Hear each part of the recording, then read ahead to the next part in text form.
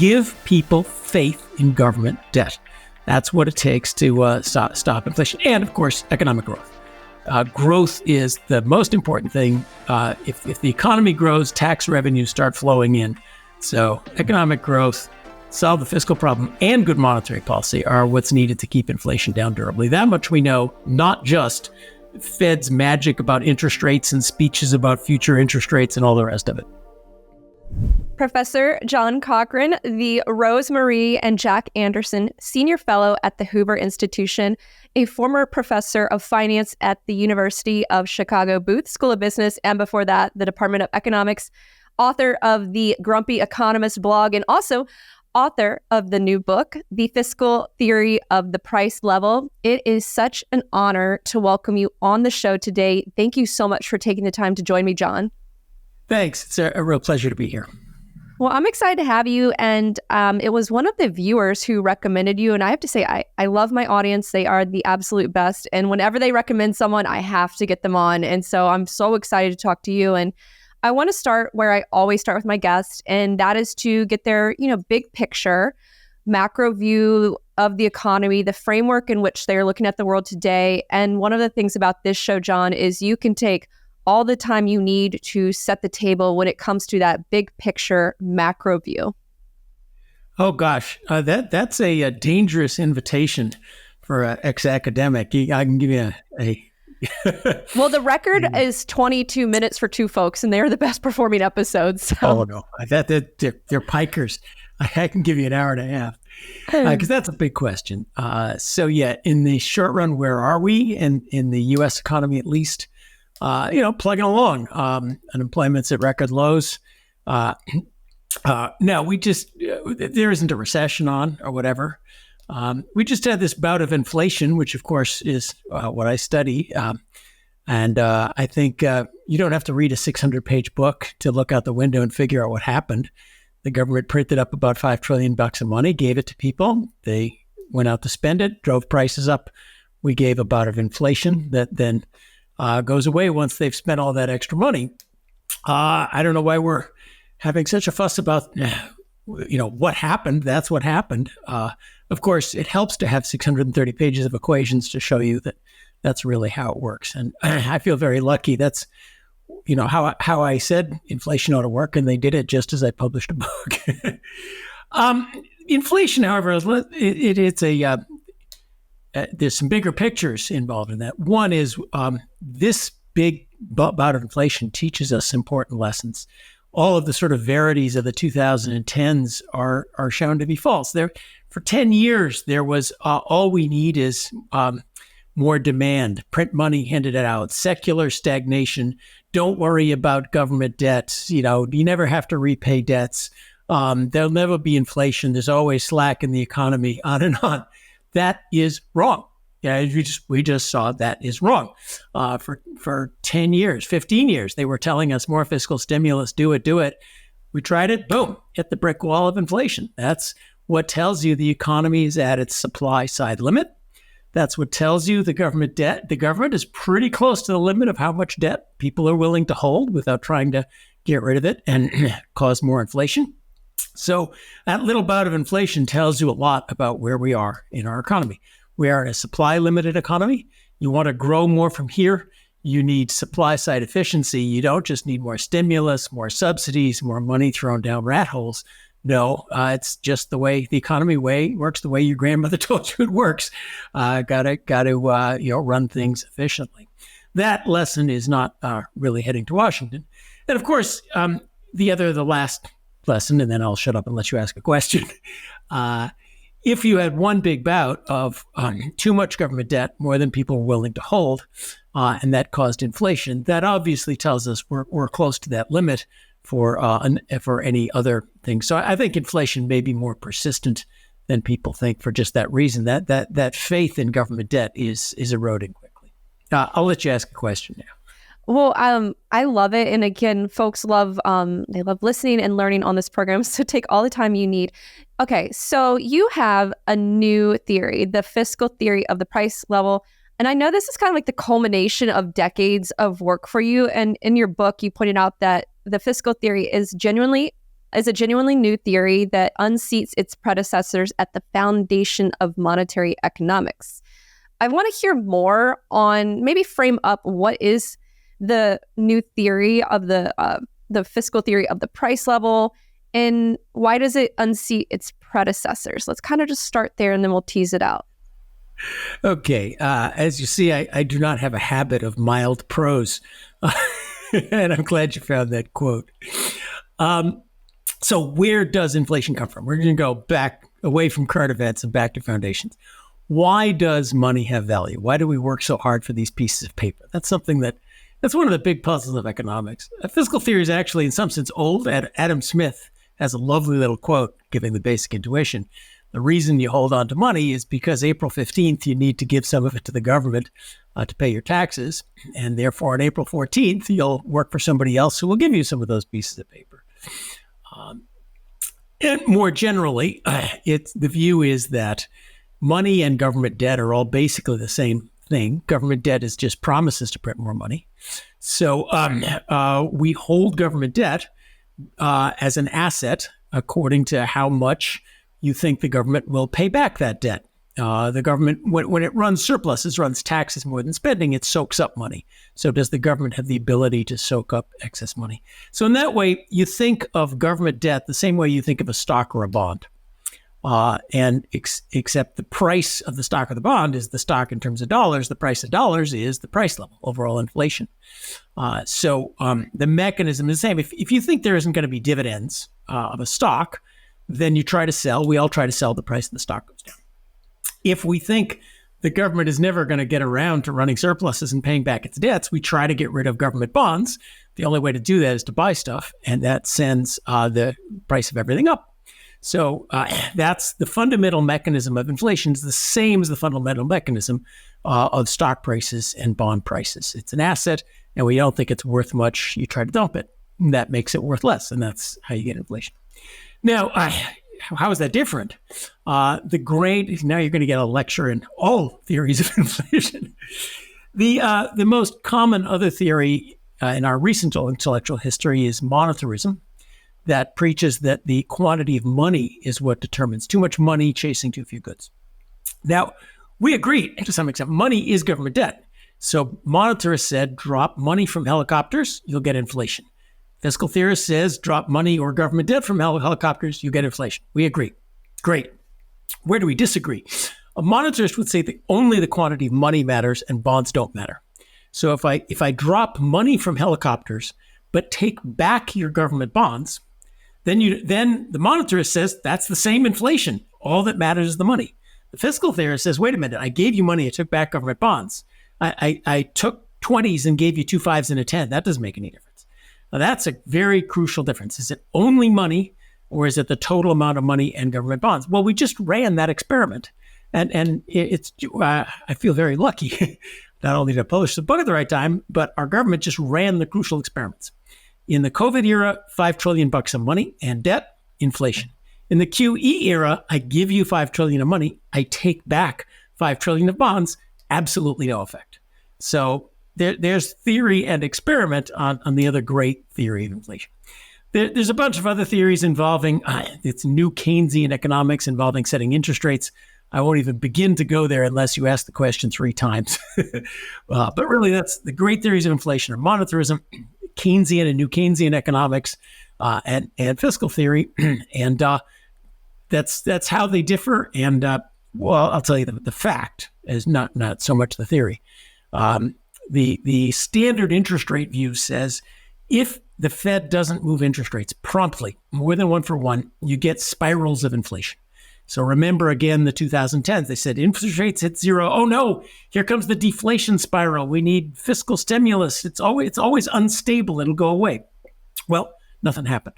And in Japan, 30 years of nothing happened.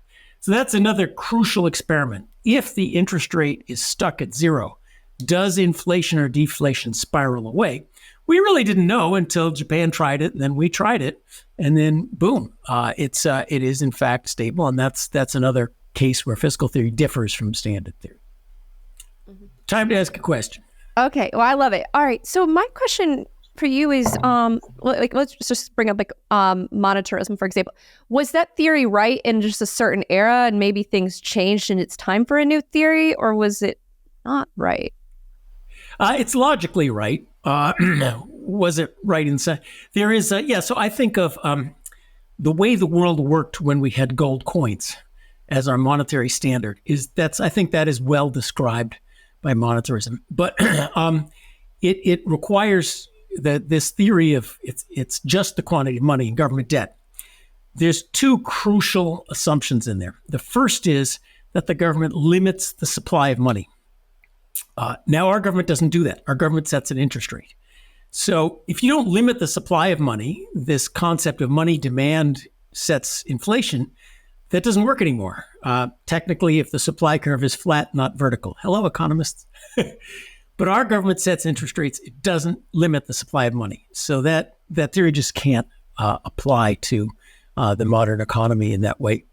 All right. So my other question for you is the Fed's interest rate policy.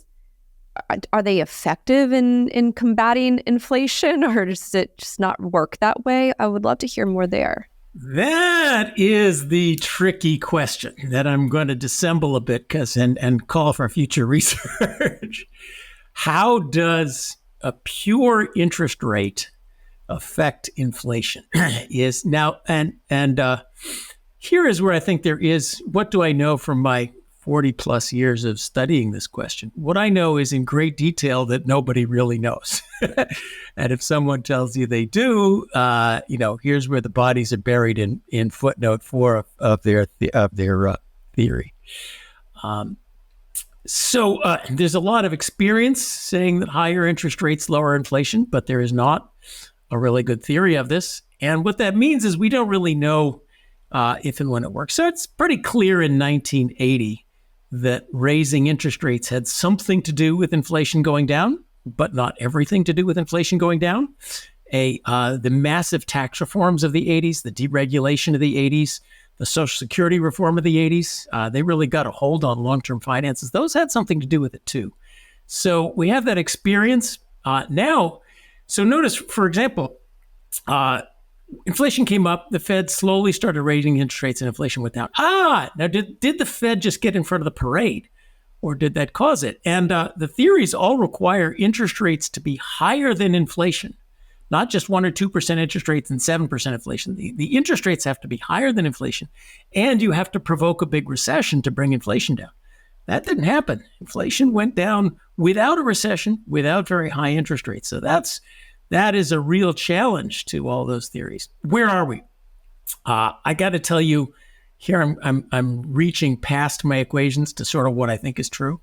There are some mechanisms where higher interest rates lower inflation, even in all the theories I work with. They're weaker than the standard story. There are things like if the government drops $5 trillion of money from helicopter, there's going to be inflation no matter what the central bank does about it. So the Fed is weaker than commonly thought. I think the Fed can help, and the equations agree the Fed can help. But the Fed is also limited in ways that we may soon discover and that Brazil has already discovered. For example, if the Fed raises interest rates 1%, okay, that means that the interest costs on the debt go up 1%. That didn't used to be a big deal, but now that's a big deal because 100% debt to GDP, 1% interest rate means 1% of GDP more deficit. The deficit is huge. It's 5 to 7% of GDP right now. Now, 1% interest rate means 1% of GDP more deficit. That means that for that to be effective, and this is in the equations of all the models, the Fed says, we want to raise interest rates. Fed goes to Congress, says, you guys, you need to raise taxes 1% of GDP to pay the higher interest costs on the debt. Congress says, you have got to be kidding, right? Where's that happening? Now, if that doesn't happen, in all the models, higher interest rates don't lower inflation. So higher interest rates to lower inflation, that always has to come with fiscal policy. And when you're at this limit, when you have an inflation that's fundamentally coming from fiscal policy, higher interest rates can just throw gas on the fire and make things go the other way around. And even more prosaically, governments, central banks around the world are scared of raising interest rates because they know what's going to happen to deficits if they do it. They're scared of raising interest rates because all the too big to fail banks have bet on interest rates going down forever. They're scared of having to bail out the banks again. So there are fiscal limits to monetary policy right out there. So it's a big question.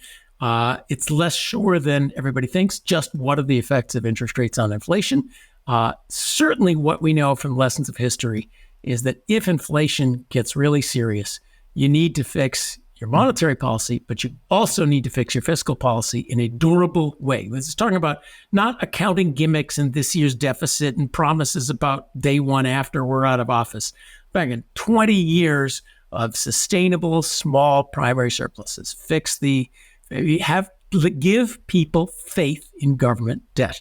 That's what it takes to stop inflation. And of course, economic growth. Growth is the most important thing. If the economy grows, tax revenues start flowing in. So economic growth, solve the fiscal problem, and good monetary policy are what's needed to keep inflation down durably. That much we know, not just Fed's magic about interest rates and speeches about future interest rates and all the rest of it.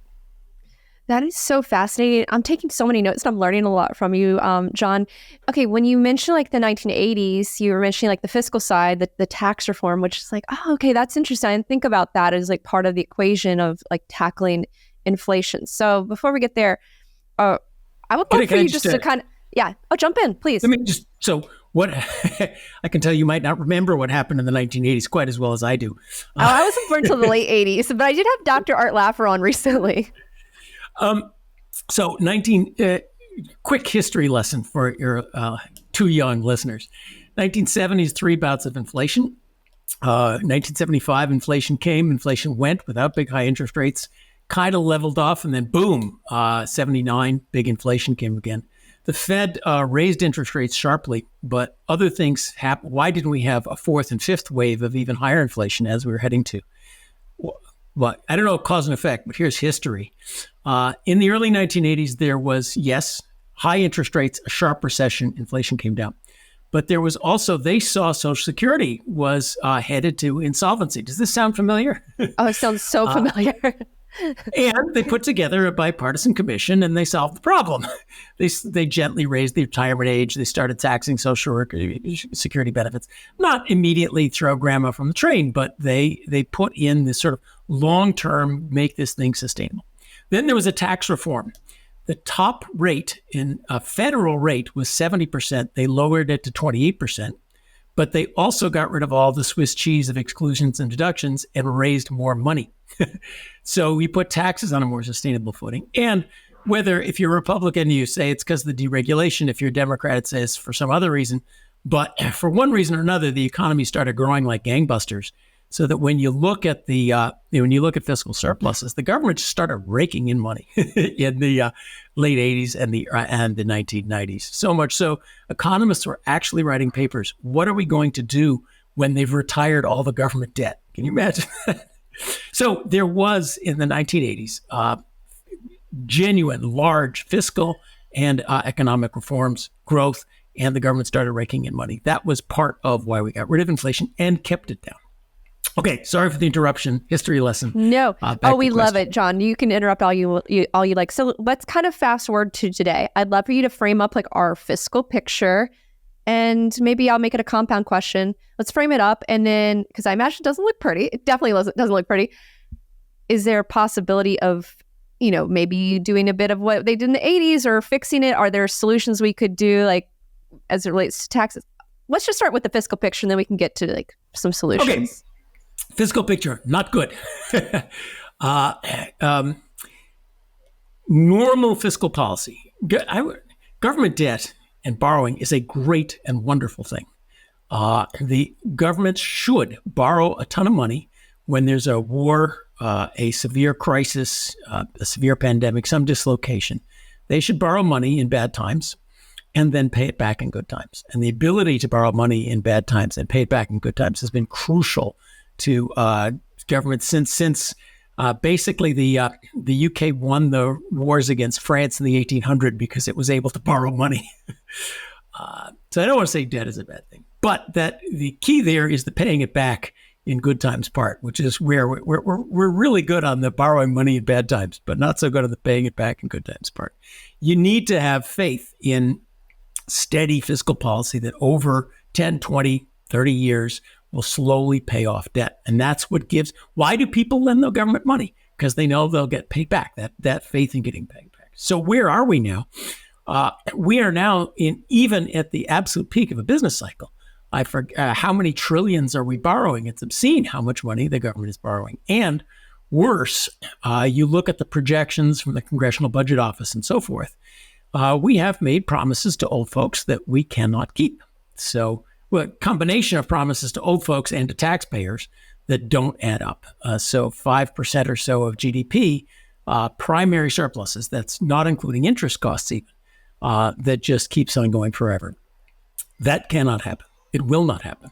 The only question is, which set of promises are we going to break? Is it, to taxpayers? Are we going to inflate away the debt? Are we going to default on the debt? Or are we going to reform our social problems? Now, is it possible to fix that? Absolutely. It's straightforward. You could do it fairly simply. You have to. Don't like to use the word cut social programs as much as reform them. Help the people who need it without throwing money down rat holes. You can also stop throwing money down explicit rat holes. We're throwing trillions of dollars away on, subsidies for U.S. made electric cars, so long as they're made with union labor and U.S. parts. Horrendous extra costs for things. So getting some sense of fiscal discipline, reforming the social programs. And again, I don't like to, we need to raise tax revenues. That doesn't mean raise tax rates. Higher tax rates, they hurt the economy. So it's like climbing up a sand dune, like they did in the late 1980s. Get a tax code that raises revenue for the government with minimal economic distortion, rather than the one we have now, which seems to maximize the economic distortion. So it's a straightforward, and why haven't we had a debt crisis? Because I think bond markets hope correctly that this is a great country.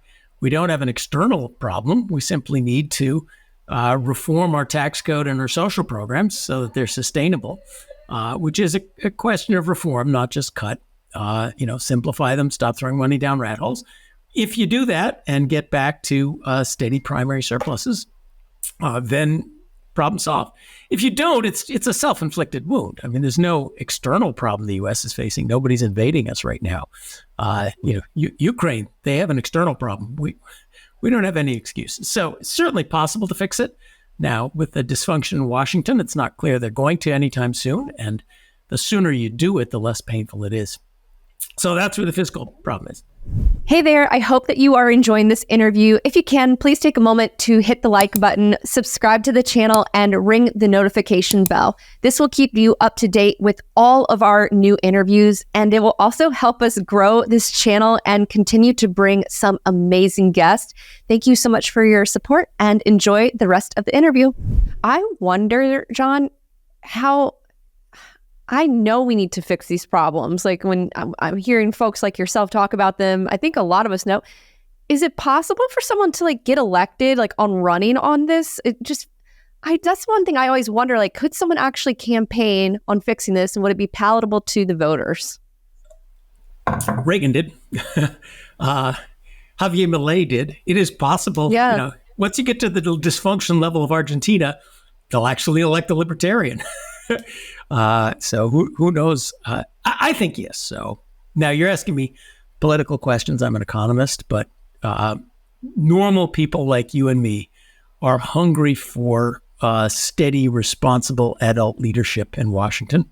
And I think that could happen. Now it's difficult. We have a primary system dominated by the extremes of the parties. We have Washington is falling apart they're tearing each other apart. So I think it can happen because that's fundamentally what most people want. And it has to happen. I mean, are we really going to run the country into a Venezuelan debt crisis simply because we're unable to talk about raising the retirement age of Social Security? Please, come on. This is a serious country. Yeah. Yeah. Well, we definitely need to not just talk about it, we have to do something about it as well. You point out that and rightly so, it's a self-inflicted wound. Is there a point where we could reach is there a level where you could reach a point of no return? Is that it sounds like we're not going to head towards the Venezuelan situation, but could we? Yeah. Let me make two comments here. One is there is a genuine level question. So we actually have close to a European welfare state, but we don't pay for it with middle class taxes. So give up on tax the rich. The tax rates on the rich, the marginal tax rates are already very high, all in about 70% if you live in California. And there's just not that many rich people. So how does Europe do it? They spend more money, but they have people like you and me, normal, or even much poorer than you and me, at about $100,000 a year, you're paying 40% payroll tax, 50% income tax, 25% VAT, and a little pocket change on what's left over. And what do they get? No growth. So no growth. That's not good. The U.S., I complain about the U.S. economy, but the U.S. economy is doing the best of anywhere else in the world. So things could be a lot worse. And, going in the direction of, if the government spends half of GDP, then the average tax rate is a half. And every single person who pays less than a half there's somebody else who's paying more than a half. Once you're talking about taking half of your money, we have to admit that Laffer had a point. There's an incentive effect there that is not good for growth. So we got to make a choice. Do you help the people who really need it, but keep the disincentives down? Or do you choose a very high redistribution and low growth economy? I hope we go in the help we really needed department. And as opposed to, it's not about helping the poor. There's the vast amounts of money we're talking about are middle class subsidies. Forgiveness for college loans. There's $1 trillion right there. That did not go to poor people. And that's the problem of America, because poor people don't vote. So the problem is middle class subsidies. Anyway, so back to your question, how does it go wrong? My worry is not that you look at the CBO. Let me clarify. You look at the CBO forecast, and they're actually optimistic because they assume nothing ever goes wrong. So a crisis comes when there's a spark. And so my worry is that we don't have the fiscal capacity to handle the next crisis. So let me give you a scenario. China blockades Taiwan. Pacific trade falls apart. Sanctions right, left, and center. That's a big, big economic crisis. It turns out all the financial institutions need to be bailed out once again. Uncle Sam goes to markets and says, hey, remember that $5 trillion I borrowed last time? I need like $7 to $10 trillion this time. And we also have to, rebuild the military because I might be fighting a real shooting war. Well, last time, $5 trillion led to quick inflation. Bondholders lost 15% of the value of their money. This is just like a 15% haircut, 15% default. You got paid back in monopoly money. So how are they really going to turn over $7 to $10 trillion of new savings to the government to fight the next crisis? Or is that going to lead to is the government going to run out of the ability to borrow? Are interest rates going to spike? Is inflation going to happen much sooner? So the danger is that we've lost our fiscal capacity. So crisis comes. And in a crisis, it's very hard to reform Social Security. It's very hard to put in these long-term, have faith in the U.S. government. Some way or another we'll end up paying back our bonds. You're safe to give us your money. That's very difficult to do when the crisis comes. So that's why I think it's important to get it before the crisis comes. Wow. Yeah. And would you say presently we've lost that fiscal capacity? We need to get our house in order right now in case the next crisis comes along? Right now, people are still lending money to the U.S. government at what seemed to me like remarkably low rates. Yeah. And it's kind of I don't hold any 30-year treasuries, and I wonder who in the world is. That's what I kind of wonder too. Yeah. These prices too. Now tips are looking pretty good, but the long term. Well, but people are. Why? I think there is still faith that, America will finally do the right thing after we've tried everything else, especially when the right thing is so obvious, that sooner or later, the kind of very simple reform the tax code, reform the social programs, stop throwing money down trillion-dollar rat holes. That kind of common sense will come back before Washington throws away this wonderful country and its reputation for paying back its debt. So I think that's what they're still hoping for. But eventually, even in the U.S., they worry about it, and you can sort of see the beginning signs. Long-term interest rates aren't as high as they would be if we were full-on crisis mode. But the Treasury is finding it harder and harder to sell longer-term debt. They're selling shorter and shorter-term debt. So that fragility may be there under the surface. We'll see. I tend to be. I'm the grumpy economist, so I always see the risks. So we'll see. I hope that's not how it turns out. Yeah. And earlier in the conversation, when we were talking about inflation, like what causes inflation and where we are today in inflation, I did hear you bring up that inflation may be more persistent. Can we explore that a bit further? I would love to just hear more and more inflation, in the future. Is that going to happen? Let's just kind of start with this idea of it being more persistent. Yeah. So number one, don't ask me to forecast inflation. I won't do it. Okay. Why? Nobody can forecast it. One thing we should learn is that it's very hard to forecast inflation. And why? Well, first, facts. Notice the Federal Reserve, I don't know how many thousands of PhD economists they have. They completely missed it. They never saw this inflation coming. Their forecasts were always, every day, oh yes, it's going back to 2% as it rose higher and higher and higher. Private forecasters didn't see the inflation coming. The bond market didn't see the inflation coming. You ask me, bond markets aren't seeing inflation. Yeah, and they didn't see the last one either. So that tells you that it's very hard to forecast inflation. Not, these people are dummies and there's easy ways to do it. It's very hard to forecast inflation. And there's good reason for that. Inflation's like the stock market. If a company knows for sure that prices are going up 10% next year, they'll raise prices right now. If workers know for sure the prices are going up 10% next year, you can believe they're going to demand 10% higher wages right now. So the same kind of mechanics works for inflation as the stock market. Not quite as strong, but and there are, to be fair, I think the Fed could do a whole lot better job. They say it was supply shocks, and I say, okay, well, where are your economists who are looking at supply chains to know if there's any supply shocks? Well, we don't have any of those. Well, okay. Let's start looking at places where we think there's inflation, or let's pay attention to fiscal policy. How can the Fed not notice $5 trillion, 3 of it from their own printing being handed out, not say, there might be some inflation here. But be that as it may, the end of digression on why it's hard to forecast inflation. You asked me where it's going. The right attitude is to think about scenarios. Always do your risk management first, and think about the average of things second. So one possibility is it all goes away magically. Can't rule that out. Another possibility is that we replay sort of the 1976 to 79.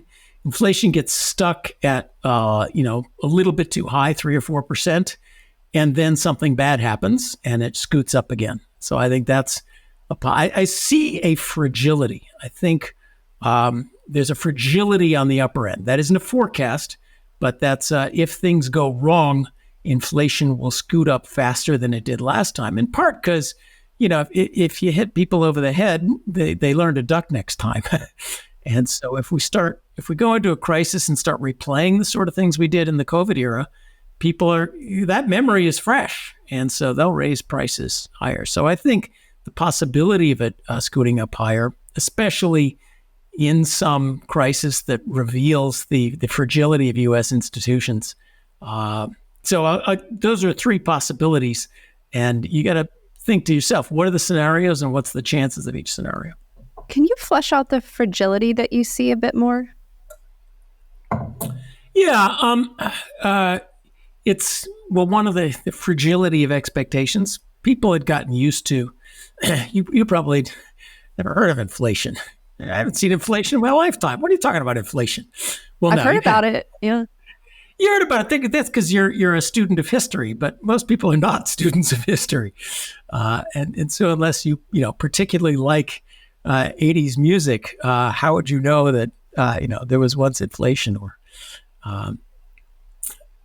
So, in one sense, people ought to be primed, and the continuing dysfunction in Congress ought to have people worried about, the ability of our institutions to quickly adapt and reform when something goes wrong.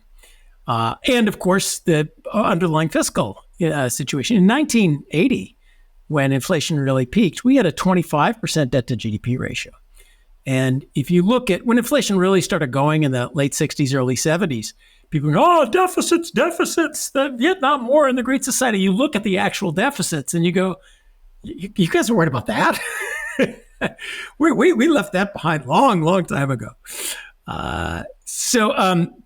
With our fiscal situation, our capacity to reform, the dysfunction in Washington, and people being readier to jump, I think all make us more vulnerable to inflationary shocks than we were. We'll see.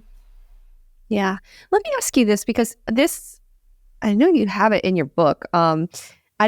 Full disclosure, I didn't get to finish your book. But okay, so I got in a plug here. Don't buy my book. I bought your book. You should. Everyone should go buy the book, and the culmination of all that work you put into it, and also the great timing around the publication as well. But what I want to say is you should also. I have a website, johnhcochrane.com, with some essays on it. And the short essays are an introduction to the ideas, self-contained, without any equations. And they sort of say, what happened to inflation in the last 10 years? How does this all work? And that should spark your interest to want to go read the book. And then feel free to glaze over the equations, because you got to have equations. I don't want to be like the modern monetary theorists who don't have any equations. That's there for my fellow economists to say, hey, this is right. And then the stuff surrounding them explains all the ideas. Okay, sorry for the interjection. No, it's all good. And I have a feeling there's some viewers and listeners that will definitely want to pick up your book because they would love the equation part of it. Okay, so a topic that has come up on this channel, and I've noticed viewers asking about it in the comments section, is fiscal dominance. And are we moving toward fiscal dominance? I would just love to hear from someone like yourself what you think, because it's just like folks are curious about it. So I'd just love to put that to you. That's one of many buzzwords that I hate. And unfortunately, money, monetary policy, central banking is so full of unfathomable buzzwords. And they sound like they have precise definitions, but they don't. They'll say things like inject liquidity. That means handing out money. So why don't we just talk handing out money rather than say inject liquidity? It depends what you mean by fiscal dominance. And it's a word with precise technical implications in some kinds of models, used in other kinds of models. The looser sense of it is that we are constrained by a fiscal policy. So with that definition, there might have been a time when the Fed says, I raise interest rates 1%. That's going to raise interest costs on the debt. But since the debt is, say, 10% of GDP, that raises interest costs on the debt by 1/10 of a percent of GDP. Who cares? We know Congress is good for it. That is actually arguably what happened in the 1980s, according to Chris Sims, Nobel Prize winner, just wrote about this, that the higher interest costs prompted Congress to reform fiscal policy to pay those interest costs. But now then you get a situation where debt is larger. You're up against the Laffer limit on how much money you can borrow. How much you can raise by tax revenue. And so the monetary policy can't count on that fiscal cooperation to pay the interest costs on the debt. So that's one way of saying fiscal dominance, that it's harder for governments to raise tax revenue or cut spending as necessary to control inflation.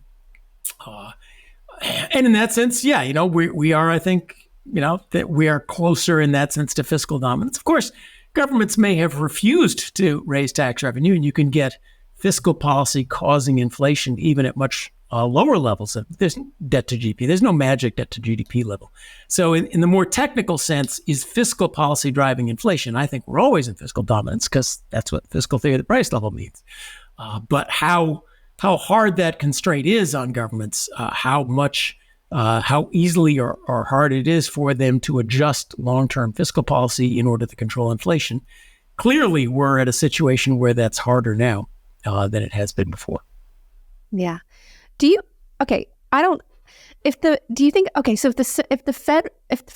officials like read your book or read your work, what do you think they would think, or what would they take away from it or should take away from it? Well, it's right. We need to change our models. We need to pay more attention to fiscal policy. Now, it does. When you think about central banks, back in the 50s and early 60s, nobody thought central banks mattered at all.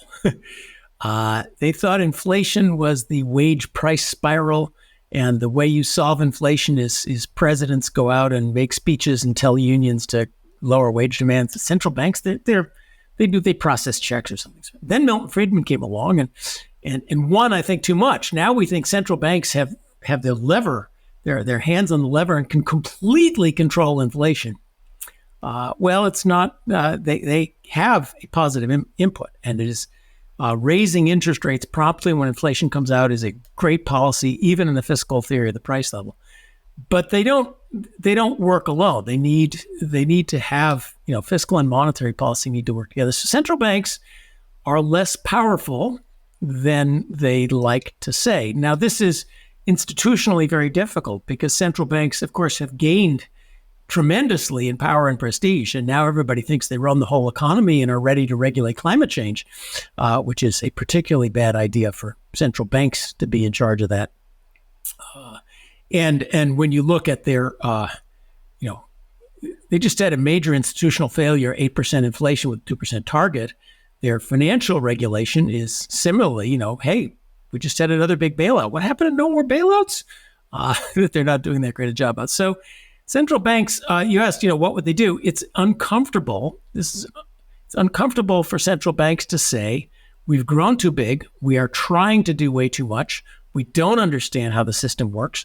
We need to bring ourselves back to limited purpose institutions that act within their technical competence and their abilities. So I think that is a very difficult lesson for central banks. But in the meantime, guys, down there in the bowels of the central banks running the models, I gave you a recipe. Here's how to fix all of the equations of your new Keynesian models and, make them actually make sense, as well as recognize the interactions of monetary and fiscal policy. And they certainly could start the drumbeat. It would be the Fed has really, in the era of wanting more stimulus, they were happy to say, spend more money, borrow more money. Now they are very reluctant to say anything about deficits, even though deficits clearly caused the biggest embarrassment for the Fed in the last 40 years, 8% inflation against a 2% target. So at least, hey, we need the cooperation of fiscal and microeconomic policy if we want to lower inflation. I think that would not be unhealthy. Okay, so if you're looking at the Fed and you had to assess them and all of the rate hikes, the unprecedented hikes that we saw, and the velocity of it, how do you assess it? Do you think, did they do an okay job, a good job, bad job? Do the rates make sense at this level? What's your assessment of the Fed? I think they were slow to act and they're okay now. Now, to the extent that they can. The slow to act was very interesting. So never, even in the 1970s, bell-bottom jeans, long hair, the Fed and inflation spiraling out of control, the Fed never waited a full year before doing anything about inflation. So that was clearly a miss. They kept saying, it's temporary, it's a supply shock, it'll go away. The 80s, 70s were supply shocks too. It was oil prices was price shocks. So, they were slow. Now, why were they slow is very interesting institutionally.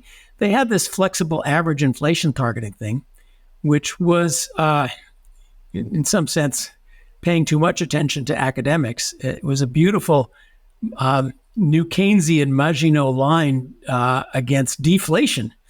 And so they constructed this elaborate machinery to, because they were worried about deflation spirals breaking out. Remember the deflation spirals? 10 years of, deflation's right around the corner. They built this beautiful structure basically designed to fight deflation with speeches and commitments to never raise interest rates. And the problem was they thought, here's the forecast. We treat that as being absolutely certain. We don't even put in escape clauses. What if inflation comes out? We'll do something different. They took the forecast. They said, here's what's going to happen. Here's what we're going to do. We promise to keep interest rates low. Of course, then the completely unexpected thing happened, inflation, and they had promised to keep interest rates low. So they're kind of stuck there. So there's a bigger, almost psychological problem. When I talk to military people, they would never say, we expect the enemy to come across the center, so put all your tanks there. They go, okay, that's what we expect, but we also keep the left flank and on the right flank, and we have the reserves and the rest. The Fed goes, we expect to be at the zero bound with deflationary pressures, so we're committing ourselves, low interest rates forever. Yeah, but what if something happens and there's inflation? What are you going to do then? Well, I don't know. We hadn't thought about that. So, in that flexible average inflation targeting was this elaborately constructed defense against the supposed danger of inflation at the zero bound, but not even thought, what if something happens? So I think, the Fed ought to run stress tests on the Fed. What happens if inflation zooms to 15%? That's not in our forecast. Well, okay, but what happens if? Your forecast has been wrong before. What happens if deflation breaks out? Yeah, I don't know. Good question. What happens then? So there was that. I think that it was. They were slow, but partly they were slow for a institutional reason. They think about just what's going to happen and not a little bit more about what are we going to do if unexpected things happen. Yeah. I had a guest one time. It was like they all come from the same school of thought too. Or that was like, I think like Keynesians. Yes, they do. And there's this doctrine of monetary policy, which, by the way, is unhinged from the actual equations of how monetary models work. And it is there's this kind of central banker bubble where they talk about things. And once you repeat the same story 10 times, everyone thinks it's true, which is a danger of how central banks operate. Let me zoom out and just ask you a really broad question. And that is, what do you think is or will be the biggest, economic story in our lifetimes? Thank you. Because none of this matters. The only economic story that matters is long-run growth when you're talking about lifetimes. Look back only 100 to 100 years at how average people lived. I mean, the average person in the year 1900 lived on a farm. The farm was, a horse pulled a plow. They didn't have indoor plumbing, or heat might have been a wooden stove. Goodness. And they died like flies. Child mortality rates are just off the chart. No penicillin. You could, a little scratch and you die. We are so much better off. That is the story. And keeping that going is the most important thing there is. Now, growth used to be 4% a year. And since 2000, it's 2% a year in the US. And in Europe, it's 0. And of course, there are disasters. There's, Venezuela and Cuba and North Korea and so forth. But even within advanced countries, growth is slowing down. So that process by which everyone, and inequality is the big thing du jour. But we did not. Suppose your great grandfather worked in a coal mine with a pickaxe, and you look like you're a lot wealthier than a 1920 coal miner with a pickaxe. How did you get wealthier? Because, a union came in and got more of the money for your grandfather? No, because machines came in and your mother and father and you get to do much more productive things, right? That is the great engine of prosperity and happiness. So where could the future go? The future could go to stagnation, to 0% growth, to what happened to Argentina. Argentina used to be as wealthy as the U.S. And then, political dysfunction, economic stagnation, and we left them way behind. Europe is 40% worse off than the U.S.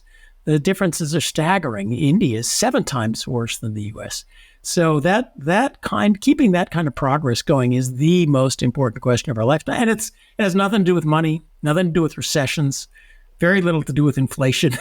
It has to do with, do we allow technical progress? Now, there was kind of a worry that we've run out of ideas, but, you and I are in the Silicon Valley, where at least ideas used to be formed until they sort of taxed that out of existence. But now over in Texas and other places like that, they're still forming new ideas. And it's, AI, the combination of AI and biotech, I think, has the promise to be the technology that really reignites growth. In part, once you get to our level of living, health and longevity and that kind of thing are the most important. And here we have, the open possibilities to increase human happiness along that dimension, as well as bring the rest of the world up to our standards. The possibilities are immense, but of course, the threats against it are also immense. They already want to regulate AI, which is like throwing today's FAA at the Wright brothers. And that could easily, there are so many instances of countries that deny themselves the benefits of new technologies out of both a combination of fear and a vested interest that like things the way they are, that could easily be bottled up and deny that long-term growth. So that is when historians look back at this age, whether we embraced the new possibilities, disruptive as they are. Some people will lose their jobs, companies will lose money, others will make more money. Did we embrace that and move on to the AI biotech tremendous possibilities for human happiness? Or did we, like the famous 15th century Chinese emperors? Yeah, I don't know if they had ships that were much better than anything being produced in Europe. And then the Chinese emperor said, this is disturbing society, and burned them all. We will not have ocean-going vessels. They were traveling all the way to Africa, back and forth. They said, no, we're not going to do it. Well, so much for China. Thank you. The West won. Are we going to do that to ourselves? I actually did not know that. And I have to say, John, you've taught me so much in this interview, and I know you have taught the audience as well. I want to give you the final few moments here. You mentioned your book earlier. You have a blog. Okay, so use the final few minutes to let folks know where they can find your work. They love doing that. And if they can follow you on social, I don't know if you're active on social, but do that, plug any of your work and where they can find it. And also, let's leave the audience with some parting thoughts. It could be something that you want to re-emphasize from this conversation, or just something that you'd like to leave them to think about. I'll plug my next book, Beyond the Technicalities of Money Inflation. So who am I? You can find me. I have a Substack now, Grumpy Economist, which took over from a blog that I used to have on Blogger, Grumpy Economist. I have a website, John H. Cochrane, and you can find, I am on Twitter. That pretty much is, for the moment, the limit of my social media. I think I'm going to create an AI bot, the Grumpy Economist, so you can ask him questions too. I write op-eds in the Wall Street Journal typically as well. So that's where you can find me. Closing thought, plug for the next book. If you want a short speech, I gave a speech. I got the Bradley Prize last year, which was a great honor, and I tried to distill my next book in 8 minutes. I think there is a great possibility for the U.S. in a, shall I call it, free market revolution, a pay attention, let's call it the pay attention to incentives evolution. The real problem of our current policies is that they ignore incentives. And when you think of it that way, all of the great problems are fairly easily soluble. How do we solve healthcare? How do we solve taxes? How do we solve social programs? How do we solve budgets? How do we return to growth? If you just pay a little bit of attention to incentives, there are simple but fairly radical solutions lying all around us. So a program for how to make our country really start growing again is not that hard. But you can't just keep patching the leaky boat, unfortunately. You have to build a new one. And I think that's exciting. There's a lot for economists to do to make our country work better. I love incentives. The Charlie Munger one quote, the famous quote, "Show me the incentive, I'll show you the outcome." Can you give us just a little taste of that? You piqued my interest on the incentives, like how we could, get back to growth. How can you, all of the things that seem not to work come from incentives. Let me give you a little one on social programs. I'll give you social programs and taxes, because one of the problems is we focus this. I'll give our behavioral colleagues a thing. There's a tendency to focus on one narrow little thing and ignore the bigger issue. One of the big problems of social programs is that if you earn an extra dollar, they take away a dollar's worth of benefits. That doesn't come from one program alone. Each program, the people who put it together are smart enough to say, oh, no. If you earn an extra dollar, we'll only take away 30 cents of your benefits. Although many of them have cliffs. There's more and more programs where 200% of the poverty line, you lose everything. So you have a big incentive to make sure you don't go over 200% of the poverty line. But most of the time, we only take away 30 cents on the dollar. But if you're in three programs, if you have an affordable housing thing, which takes away 30% of your income, food stamps, Medicaid, 3 or 4 more, then you're easily in this range. And many Americans are, where they earn an extra dollar, they lose a dollar's worth of benefits. Now, solving that problem, why is labor force participation? Why are poor people with high school degrees, why are so few of them actually working? Well, they're not dumb. They're really smart. They understand that if they, take a job across town, they lose their affordable housing voucher, which is over here. So sorry, I'm not going to take that job.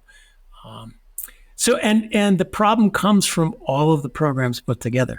So it's an easy one to understand, but that's why politically it's hard to fix. You have to see the intersection of all the programs if you want to reform this problem. Tax code works the same way.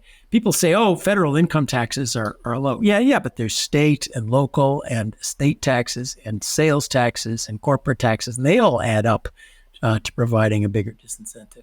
So paying attention to the incentives is number one, but number two is you have to understand how the system all fits together.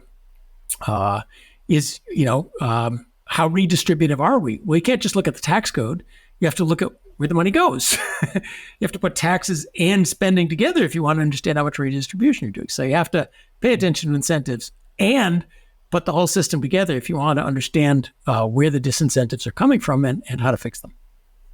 Okay, that sounds like a fascinating book and topic, and I definitely want to have you on when it comes back. And I have to say, John, it has been an absolute pleasure getting to talk to you for the first time, getting the opportunity to learn from you. I really appreciate you being so generous with all of your time, your ideas, your knowledge, your wisdom. John Cochrane, thank you again. Thank you. It's been a great pleasure.